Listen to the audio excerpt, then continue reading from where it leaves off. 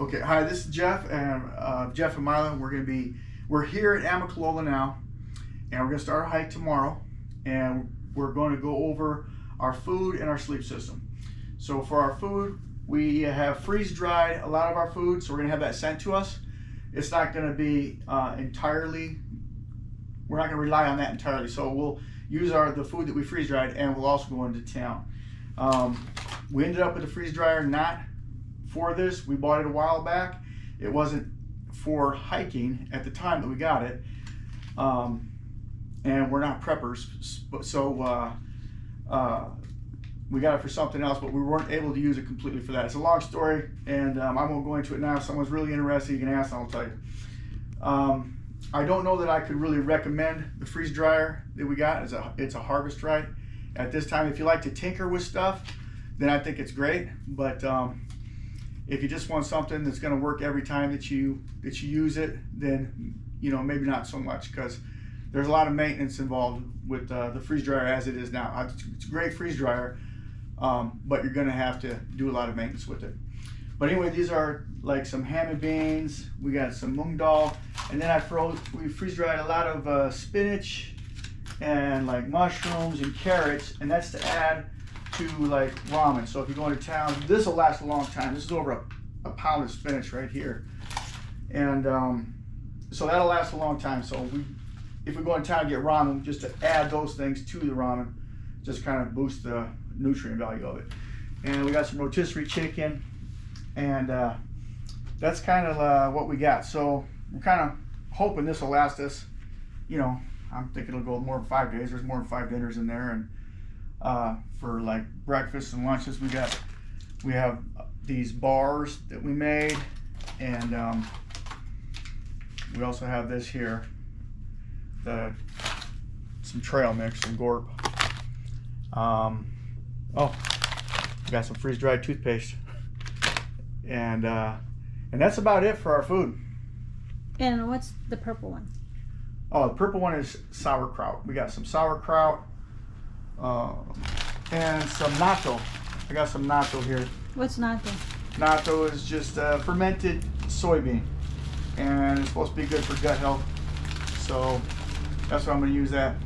Have a little bit of the natto and the sauerkraut. So this is our sleep system that we're going to be using. This is a Feathered Friends sleeping bag. It's -10.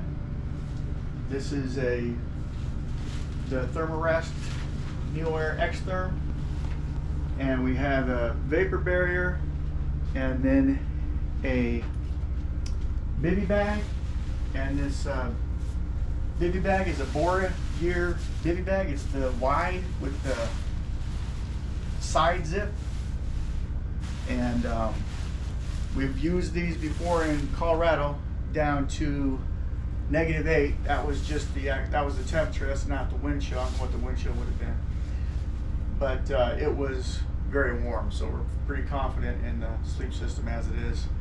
Anytime I use the bivy bag and close it up, I'm also going to be having the vapor barrier inside the bag, but that's only for when if it gets extremely cold.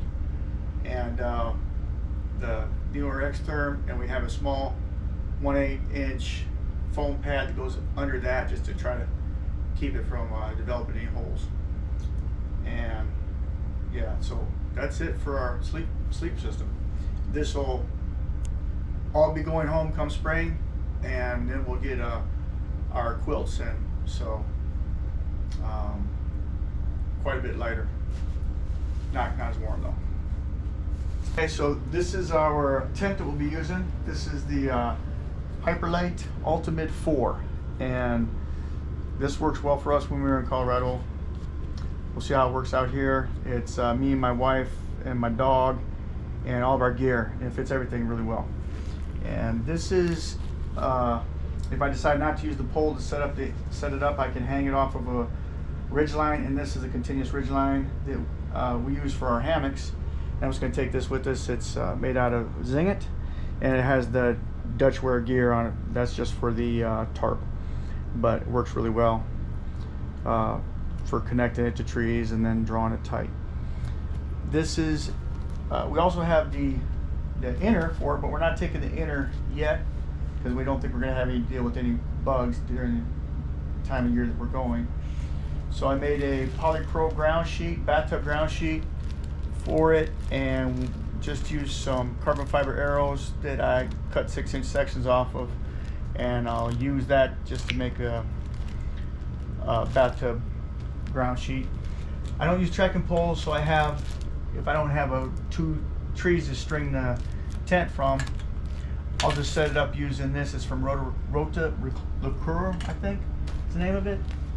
And this is our Hyperlight mountain Hyperlight pack. It's a 3400 Wind Rider, and that's what we both have. We'll be using. I have a couple Hyperlight things here. We're not sponsored by them anyway. And that's it. That's all we got as far as the big three.